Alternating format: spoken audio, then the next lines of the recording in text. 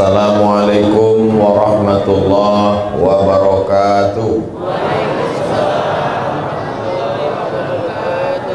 Alhamdulillah wassalatu wassalamu ala Rasulillah Sayyidina wa maulana Muhammad ibni Abdillah wa ala alihi wa sahbihi wa man tabi'ahu wa mawala. Subhanaka la ilma lana illa ma 'allamtana innaka antal alimul hakim.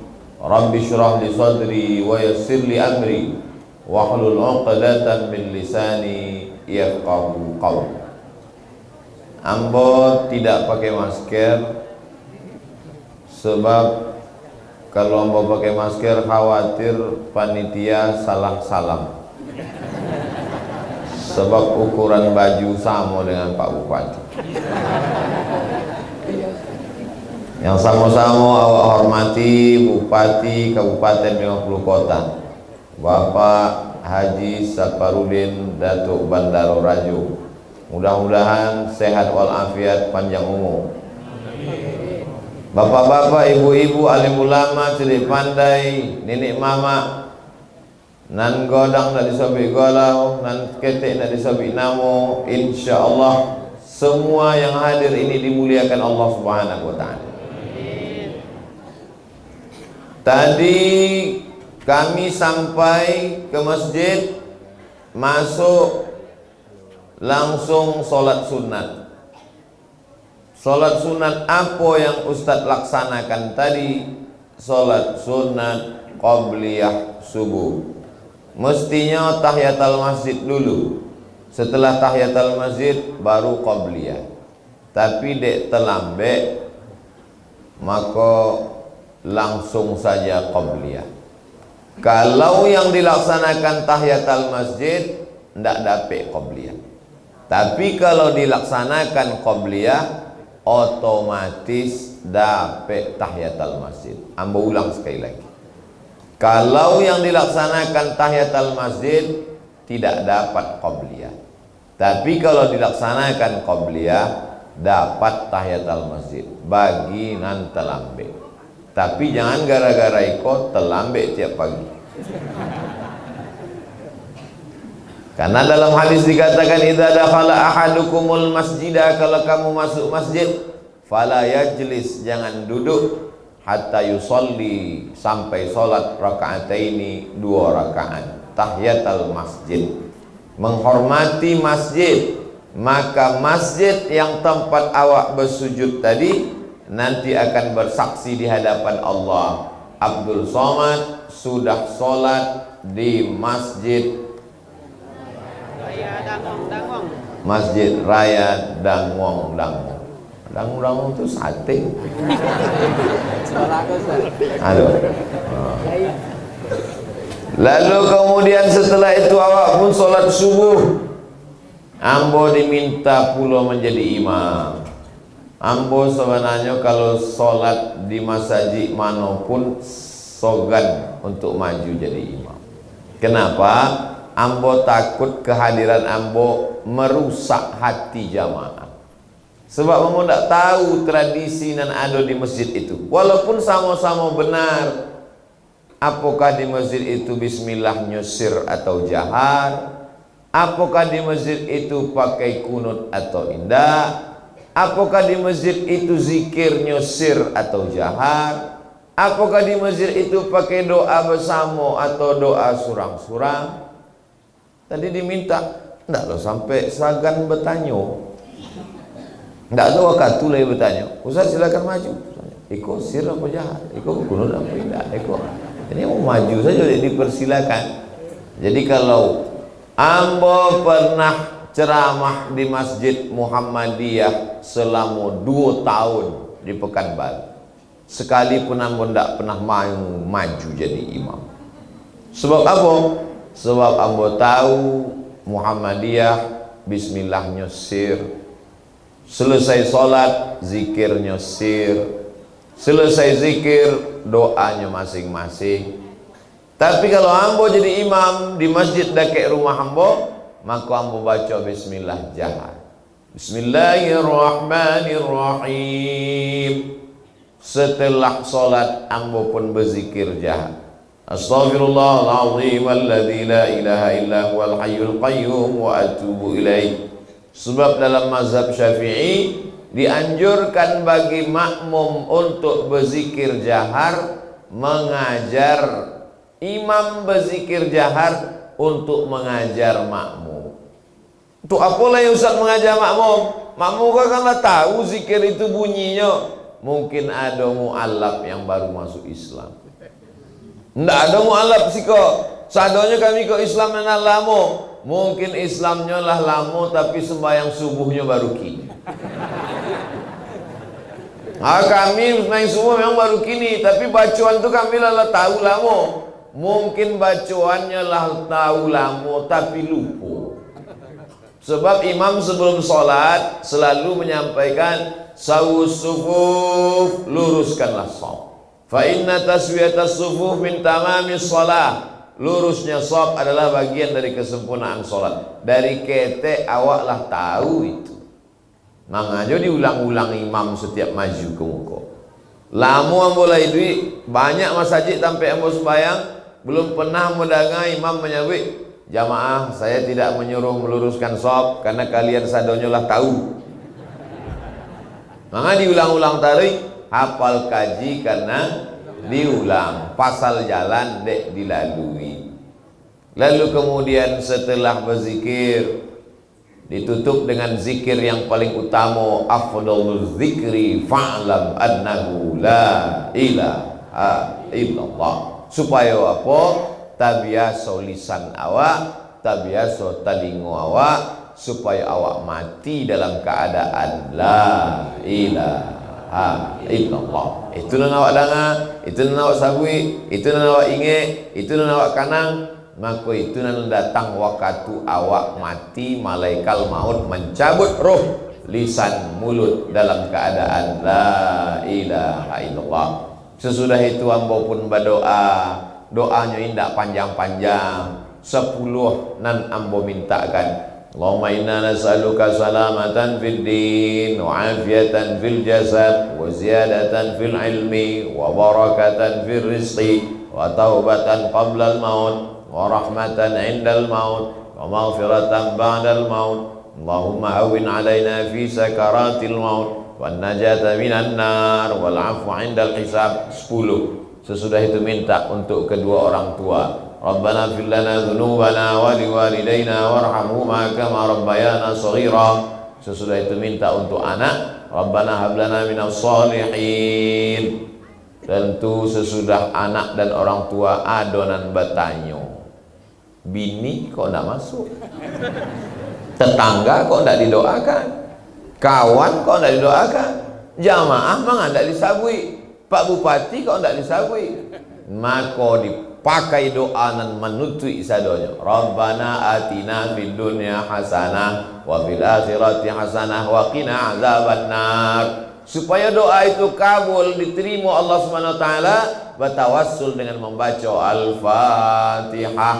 Sesudah membaca Al-Fatihah barulah doa tadi ditutupi, amin amin ya rabbal alamin. Lalu kemudian habislah berdoa. Jadi apa yang nambo sampaikan tadi sebenarnya itu pun bagian dari ceramah. Jadi kalau ada orang nanti pikir di akalnya, "Wah lama bana berzikir, awak kan mendengar ceramah." Itu pun bagian juga dari ceramah. Sebab kalau anak-anak awak pulang ditanya di amaknya, "Sia imam tadi, Ustaz Somad, apa yang dibacanya sesudah sholat?" Entah, tidak ada mudah. Jadi yang bos sebenarnya sedang mengajar melalui imam. Imam pun sebenarnya walaupun imam itu tidak ceramah, imam itu sebenarnya sedang mengajar melalui ucapannya, melalui bunyi suara ayatnya, melalui zikir dan doa yang dia baca. Bagian dari pelajaran. Untuk apa kita sholat? Sholat bekal awak mati. Untuk apa kita sholat? Dengan sholat kita dikenal masyarakat supaya tahunya menyembayangkan jenazah awak. Banyak alasan. Tapi dalam Quran dikatakan tujuan sholat, inna sholata tanha anil fahsya wal munkar. Untuk apa puasa? Di ujung ayat, la'allakum tattaqun. Untuk apa haji? Fala rafasa, jangan lakukan rafas, wala fusuqa, jangan lakukan fusuk, wala jidal, jangan lakukan jidal. Rafas, kejahatan seksual. Fusuk, kejahatan non seksual. Jidal, kejahatan lidah. Jadi kalau ada orang pai haji bolak-balik ke Makkah sampai 2 kali setahun, itu dek pitinya banyak. Tapi tujuan daripada ibadah nan pertama adalah fala rafasa, jangan jahat secara seksual. Kejahatan dalam Islam dibagi 2. Kejahatan yang tidak seksual, inna salata tanha 'anil fahsya wal munkar. Fahsya seksual, mungkar non seksual.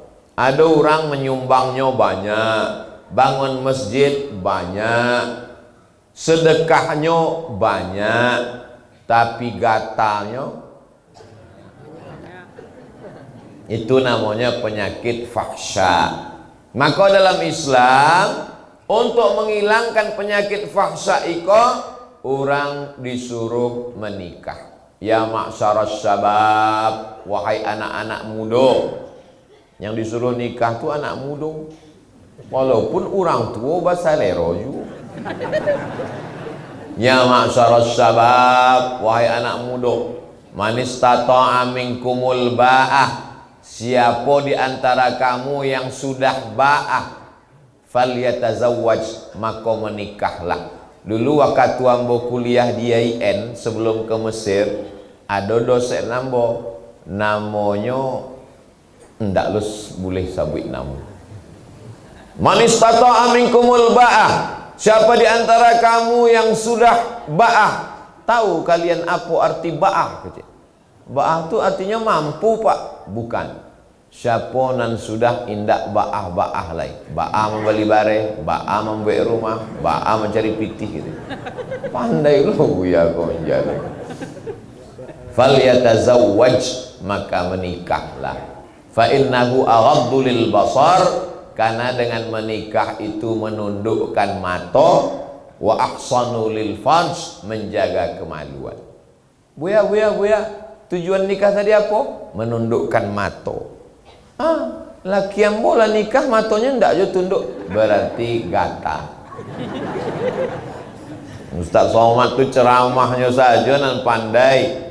Nya mau nyabui kalau lah menikah mato menunduk, dari tadi matonya mencalik, mencalik jamaah. Tapi kami kan Ustaz calik mato ambokola tua ndak sampai ke belakang. Bapak Ibu yang dimuliakan Allah Subhanahu wa taala, maka dalam Islam nan pertama kejahatan bukan korupsi, bukan riba, bukan mencuri, tapi kejahatan nan pertama disabui dalam salat fahsya, dalam haji rafasa. Kenapa? Karena memang kecenderungan seksual orang lebih banyak kepada kejahatan seks daripada kejahatan nan lain. Nan dikatakan Quran kok betul apa salah? Terserah. Siapa namanya bu salah, siap-siap penistaan agama. Allah menyebut itu sesuai dengan fitrah manusia. Maka laki-laki diciptakan pasangannya perempuan, yang perempuan diciptakan pasangan laki-laki. Kini ada pula penyakit lama nan kumat kembali. Nama penyakitnya LGBT. Mudah-mudahan anak-anak awak diselamatkan Allah dari penyakit itu. Luar biasa. Awak kalau selalu mencaliak makanan sampai akhirnya indak basalero mencaliak memakan. Ambo makan di rumah makan Minang. Ambo caliak orang Nangkarajo di situ makannya ikan asin. Ambo tanya, apa kan di sekolah lama makanan sadu, ada randang, ada gulai, ada iko, ada iko. Kami kalau tiap hari mencalik kau ndak basalero lah ibu ya. Baru ambo paham. Patutlah banyak artis-artis tu ndak bahasa lero mencaliak perempuan. Rupanya dek setiap hari dicaliaknya hilang selero. Maka dalam Islam perempuan itu ditutui supaya apa? Supaya menghilangkan nafsu yang membuat orang tak biasa. Perancang busana, tukang make up, itu dek setiap hari mencari padusi sampai hilang saleronya ke padusi. Itulah maka anak laki-laki dengan anak perempuan dipisahkan kelasnya. Supaya apa? Supaya mencari perempuan itu sekali-sekali.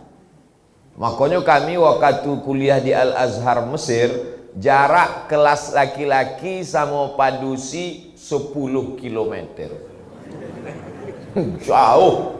Nggak ada mencari. Ambo sampai tahun di Mesir itu tidak ada pacaran sama sekali. Dek persaingan ketat. Nggak dapet dia, Wak. Begitu. Jadi kini anak-anak laki-laki padusi sekelas Basamo dari TK. Waktu ditanya dek, yang padusi bertanya, kamu naksen nggak dengan aku? Ya udah kita berteman aja. Itu bahasa halus menolak. Maka dikhawatirkan terjadi penyimpangan seksual. Nauzubillah. Islam mengatur iko dari kete. Muru auladakum bisolah. Suruh anak kamu sholat. Wahum sab'a sinin. Waktu umurnya 7 tahun. Wadribuhum fil asrah. Pukul waktu umurnya 10 tahun. Wa farriquhum fil madaji, pisahkan tampek laloknya. Anak laki-laki, anak perempuan 10 tahun tidak boleh lagi satu kamar, satu kasur, satu tempat tidur. Dengan orang tua berpisah. Kenapa? Karena ada hal yang dijaga oleh Islam. Islam tidak hanya sekedar cerita tentang Tuhan, tentang malaikat, tentang nabi, tentang mati, tentang surga, tentang neraka. Pelecehan seksual pun diatur dalam Islam. Apunan buya calia waktu sholat maghrib jam 8 balik 30, berarti tausiah ambo sampai jam 6.30. Nah, mudah caro awak untuk selesai kajian subuh. Jam berapa? Jam berapa selesai kajian subuh? Caliak saja waktu maghrib. Jam bara maghrib jam 6.30, maka jam 6.30 awak selesai. Nanti awak namanya sholat sunat isyraq. Itu kan sholat sunat isyraq.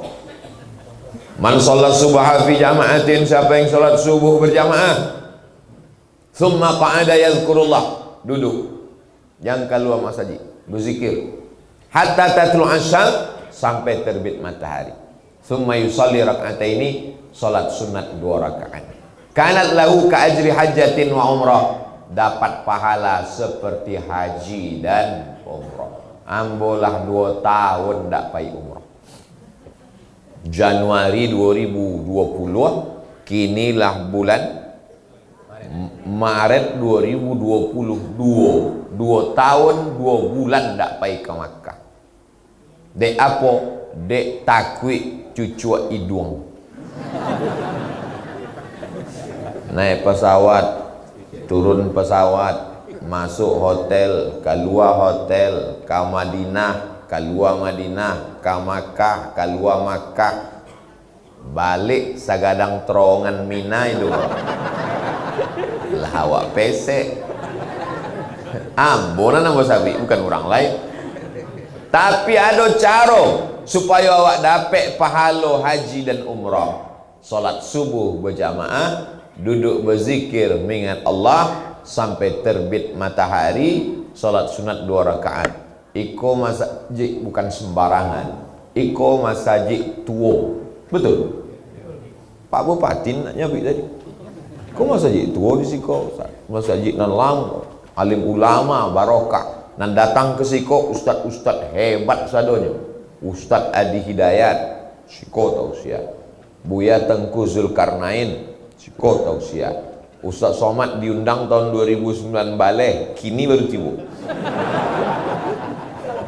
Sebelum panitia menyindir awak, awak sabit dulu kan.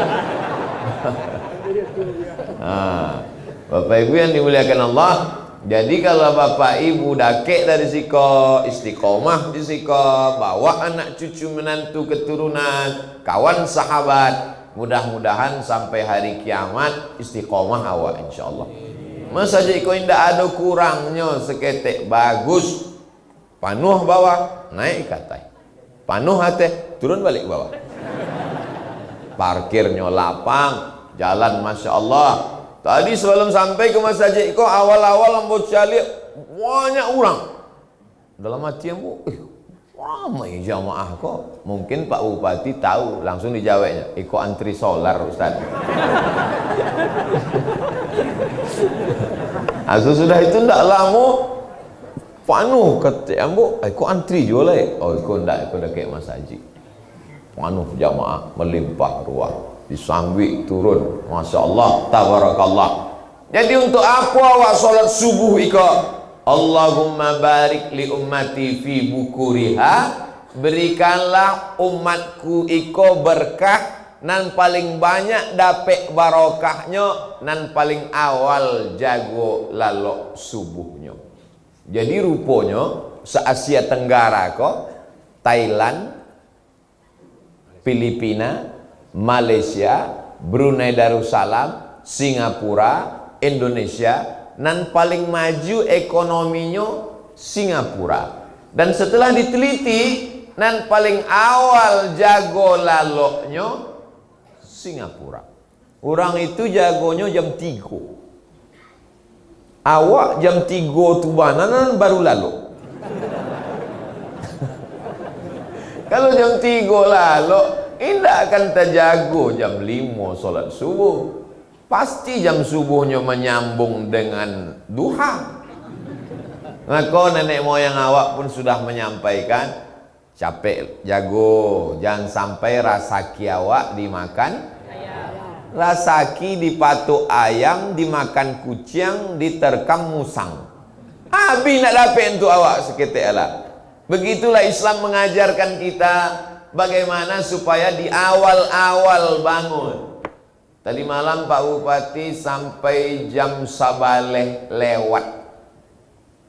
Pulang dari Bali, Jakarta, sampai ke Padang, baru ke 50 kota, menyambut tamu pulau jam sabaleh. Dalam bayangan ambo, nampaknya besok tak lalu kok sampai subuh. Rupanya nyolah terjago duluan. Sampai. Orang kalau lah terbiasa disiplin bangun pagi, maka alhamdulillah. Makanya nan cerdas kini tu handphonenya bangun pagi, namanya smartphone. Handphone tiap pagi terjago, orangnya indah. Masya Allah, tabarakallah. Bapak Ibu yang dimuliakan Allah Subhanahu Wa Taala, kenapa kita disuruh bangun pagi? Karena untuk menghindarkan dari penyakit stroke ringan, peredaran darah dalam tubuh. Aku kalau terlalu panjang yang berceritakan sampai dokter pun bingung. Kata dokter, rasanya kami tidak ada bola jaiko saja. Dokter namanya Bu, bangun pagi kita lebih segar, mandi. Karena waktu kita tidur keluar cairan dari celah pori-pori. Makanya kadang mengeluarkan bau asam yang tak enak. Keringat yang wangi itu cuma keringat Nabi Muhammad SAW. Dicium tapak tangannya de Anas bin Malik, ambo cium tapak tangan Nabi, atyabu mirrihil miski, lebih harum daripada semerbak kasturi. Ustaz Somad Patang waktu salaman di ambo cium sampai ke rumah wangi, minyak wangi setengah botol. Lalu kemudian gosok gigi pakai siwak. Ambo di koper ada siwak, pakai tadi siwak. Nabi sampai meninggal dunia, dan terakhir waktunya dipangku oleh Sayyidah Aisyah. Nabi itu waktunya meninggal sakaratul maut di pangkuan Aisyah. Tidak ada yang mengecek tatapan matanya. Aisyah tahu apa yang diinginkan Rasulullah. Kecek Rasulullah ambilkan siwak. Tanpanya mengecek, tak tahu. Ambilkan siwak. Lalu diambilkan siwak, lalu dihaluskan ujung siwak itu oleh Aisyah, dikasihkan ke Nabi. Maka air liur terakhir yang masuk ke mulut Nabi adalah bekas dari mulut Aisyah.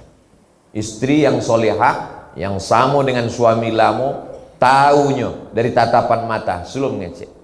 Ibu kan gitu juga, asal bapak ngecek. Ambilkan mancis gitu. Bapak Ibu yang dimuliakan Allah Subhanahu wa taala. Rasul sallallahu alaihi wasallam, laula an asyqa ala ummati, kalaulah tidak berat bagi umatku, tak menyulitkan, tak menyusahkan, la amartuhum bisiwak, ambo suruh mereka bersiwak, bergosok gigi inda kulli shalah, setiap mau salat. Subuh siwak, duha siwak, zuhur siwak, asar siwak, maghrib siwak, isya siwak, tahajud siwak, 7 kali sehari semalam. Maka gigi yang paling bersih adalah gigi orang Amerika yang punya ajaran awak. Maka di Muko Mall di Pekanbaru Ambo Cali ada baleho gadang bana, ajar anak Anda gosok gigi 3 kali sehari. Raso-raso ingin ambo naik ke atas membawa pilok spidol, kurang ampek lain. Awak diajarkan 7 kali sehari gosok gigi. Jadi Islam itu adalah agama yang datangnya 1400 tahun yang lalu, tapi sampai hari ini diamalkan oleh orang modern justru kurang dari semestinya. Yang mau sampaikan Iko kalau didanga ada orang agisnya itu kan apologi, pembelaan diri. Orang Islam membela ajaran agamanya sendiri. Nanti anak-anak awak nendapek menjalehkan itu. Mengapa mesti bangun pagi? Mengapa mesti mandi? Mengapa mesti gosok gigi? Mengapa mesti kini dima tampek masuk ke mall cuci tangan, masuk rumah cuci tangan, masuk kantor cuci tangan. Kita sudah diajarkan sejak zaman dulu cuci tangan. Mungkin ibu masih ingat waktu anaknya pulang dari sekolah minta, mama, tolong siapkan besok pagi gayung dengan sabun. Kenapa? Kata ibu guru, besok hari cuci tangan nasional. Awak bangun subuh, idza staiqaza ahadukum min naumihi, kalau kamu bangun subuh, fala, jangan masukkan tangannya ke dalam bejana. Kenapa? Li'annahu la yadri aina batat yaduhu, karena dia tak tahu tangannya tadi malam nginapnya di mana. Sebab apa? Tangan mesti suci, bersih. Sebelum salat wudu, sebelum wudu, idza qumtum ila shalah, kalau kamu mau salat, faghsilu wujuhakum, basuh muka, wa aydiyakum ilal marafiq, tangan sampai siku, wamsahu bi ru'usikum, kepala, talingo usap, wa arjulakum ilal ka'bain, kaki sampai mata kaki. Air mesti masuk ke dalam, digosok.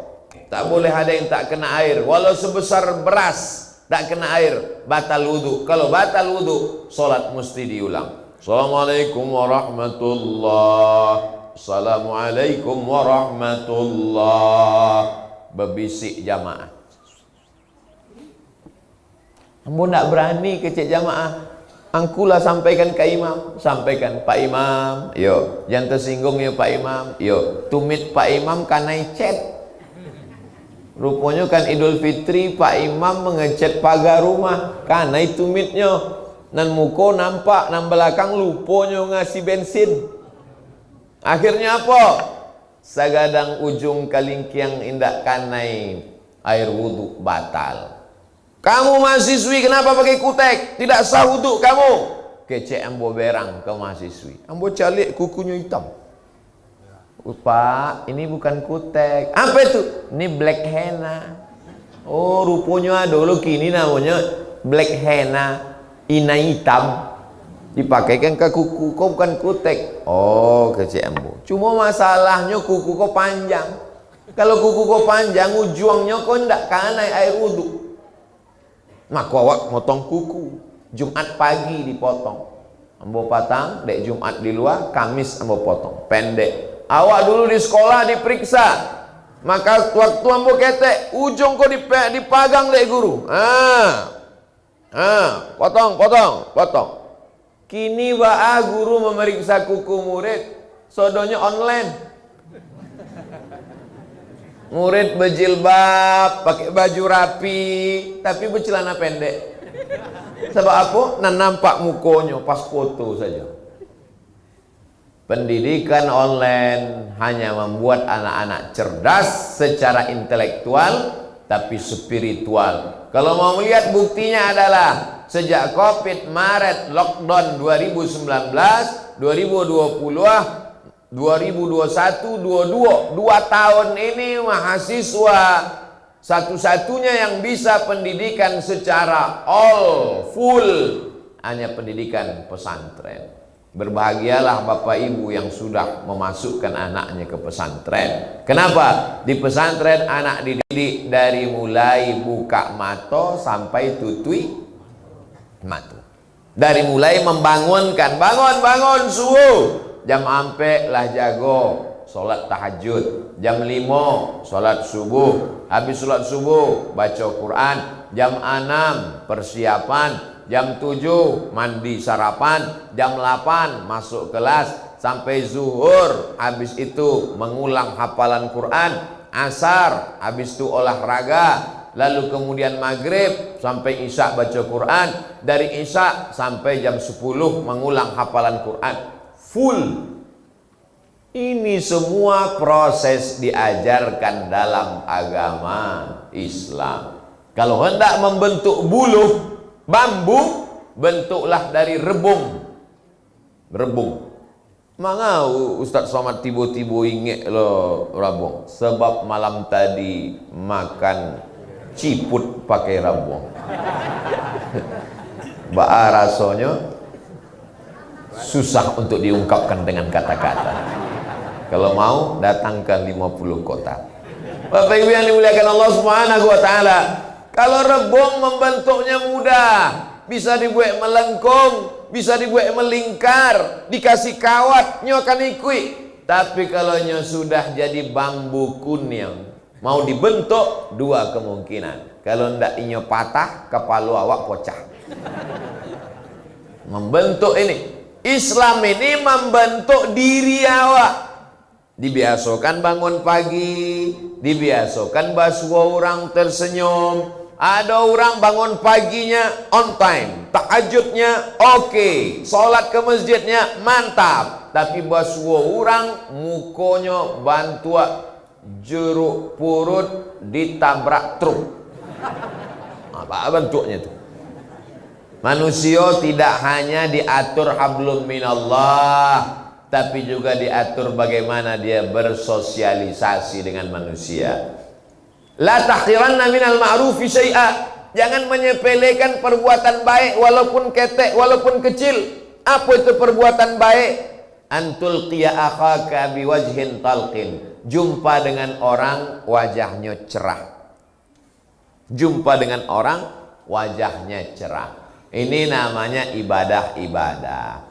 Selamat yang pertama dari seksual, yang kedua selamat dari perbuatan mungkar, yang ketiga adalah lisan, lidah tidak kasar.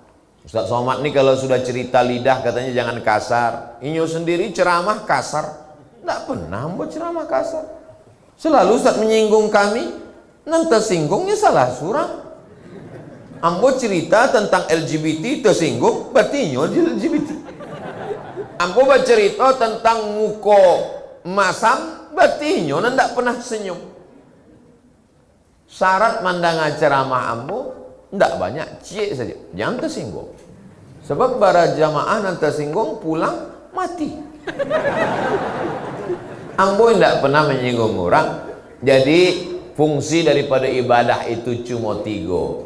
Yang pertama menghilangkan penyakit seksual, yang kedua penyakit non seksual, yang ketiga penyakit lisan, kasar, sumpah serapah, caci maki.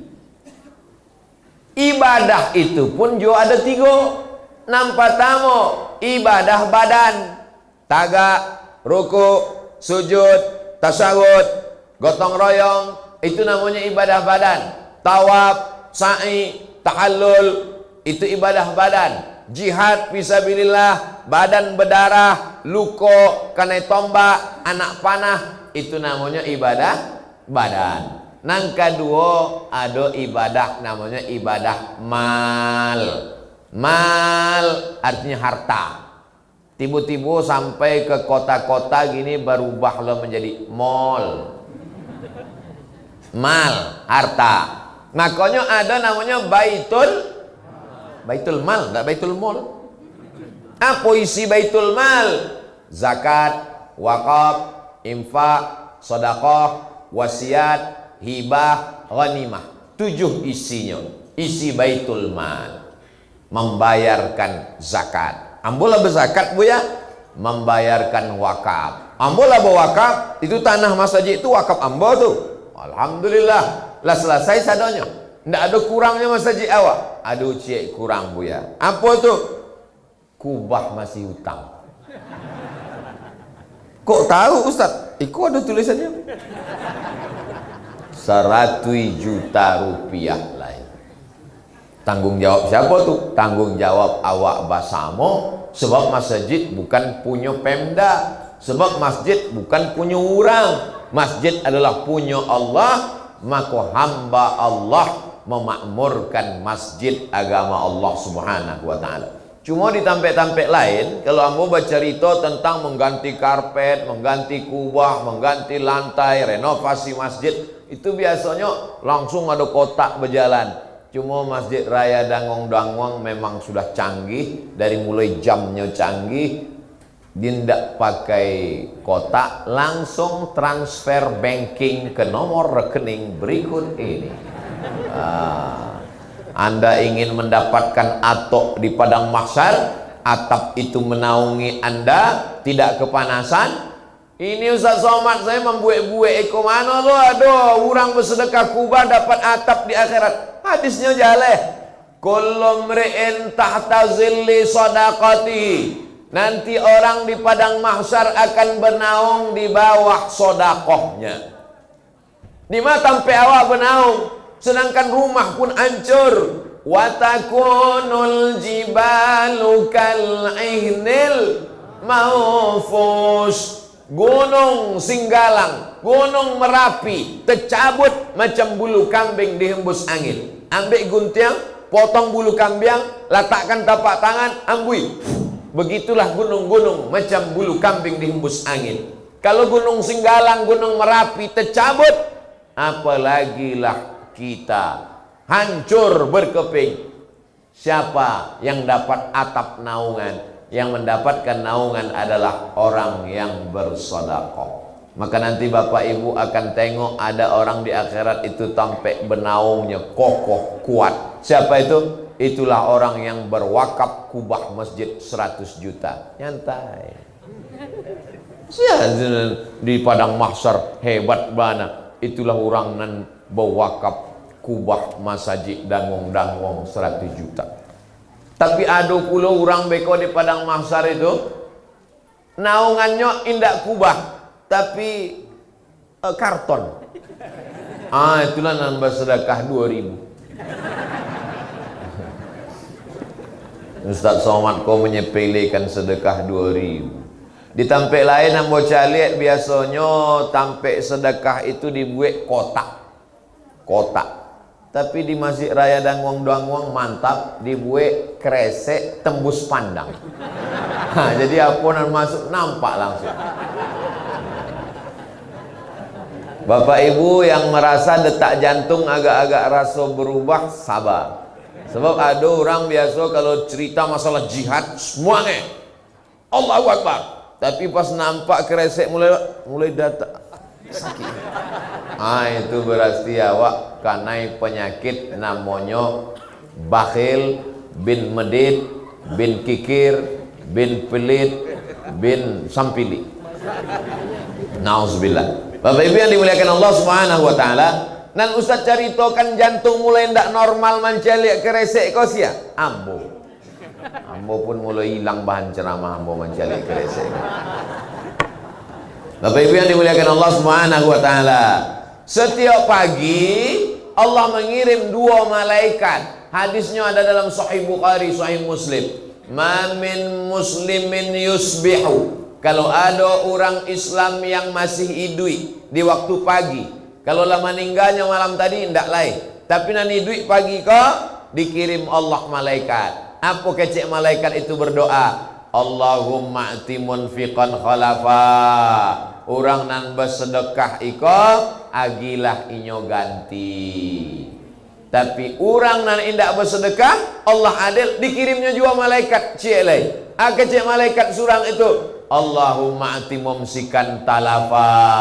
Orang nan ndak mau bersedekah binasakanlah inyo ya Allah.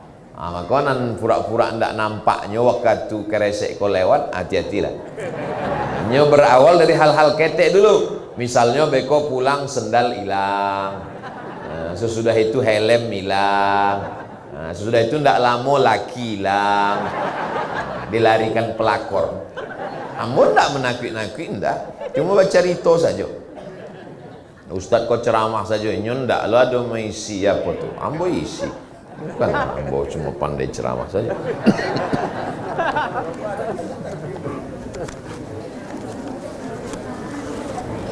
Nah, Masya Allah. Ya. Pandai lu. Panitia gua.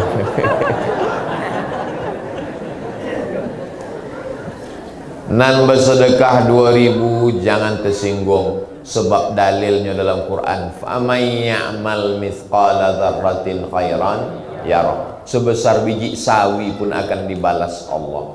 Mendanga itu nanagi 100.000, kalau tahu tadi 2.000 saya lagi. Di dompet awak ada 1 juta. Awak masukkan ke dalam kresek 100.000. Sesudah itu awak pulang sarapan pagi batuk mati. Nan awak bawa mati nan 1 juta apa nan 100.000? Ambo ulang sekali lagi. Di dompet awak ada 1 juta. Awak masukkan 100.000. Pulang sarapan awak mati. Nan awak bawa mati nan 100.000 apa nan 1 juta? Nan 100.000 itulah nan awak bawa mati. Nan 1 juta di dompet itu akan dibagi kepada ahli waris. Bini awak mendapat 1/4. Kalau ada anak 1/8. Laki mendapat 1/2. Kalau piti ibu ada 2 miliar, maka laki mendapat 1 miliar untuk modal babini mudo. Tapi jangan gara-gara ceramah iko lalu ibu pulang sama bapak beko indak mesra lain. Mama, mana kopi papa? Buik saya surang. Bukan itu makasih ambo. Awak sadar bahwa apa yang awak agikan untuk agama Allah, itulah bekal awak mati menghadap Allah. Dibalikan ke makanan. Ma'akal tafa'afnaita, yang dimakan busuk. 1 hari berapa yang awak makan?